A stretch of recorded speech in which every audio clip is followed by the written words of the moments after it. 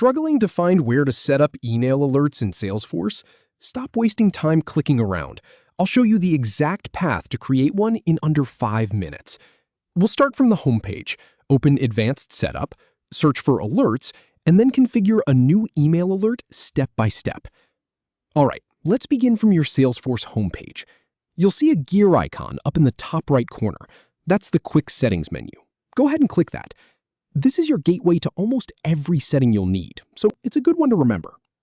Once that menu drops down, you'll see an option that says Setup. But here's the thing, we actually need the full Advanced Setup, so click on Open Advanced Setup. This takes you into the deeper configuration area, where all the workflow magic happens. Now you're in the Setup menu. Over on the left, there's a quick Find box. Just type in the word Alerts. As you type, Salesforce will start filtering the options below. It's a great time saver once you know it's there. From the results, you'll see email alerts pop up. Click on that. And don't worry if the page looks a little empty at first. That's totally normal. You haven't created any alerts yet. You might see a warning message letting you know that email alerts are part of the older workflow system. Just click the Continue button to move past that. Salesforce is just making sure you know where you are. Now you'll see the main email alerts page. Look for a button that says New Email Alert. Give that a click, and we'll start building one from scratch. And here's where we actually fill in the details. First up is the description field. Type something descriptive, like email sent when a new case is created. This helps you remember what this alert does when you come back to it months later. Next is the unique name.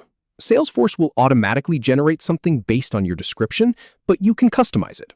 Just use letters and numbers, no spaces. Something like New Case Alert works perfectly. Now we choose which object triggers the alert. Click the drop-down next to Object and select the one you need. For example, if you want an alert to fire when a case record changes, pick Case. If it's for an opportunity, pick that instead. This is the what that starts everything. Then we pick the email content. Click Choose Email Template.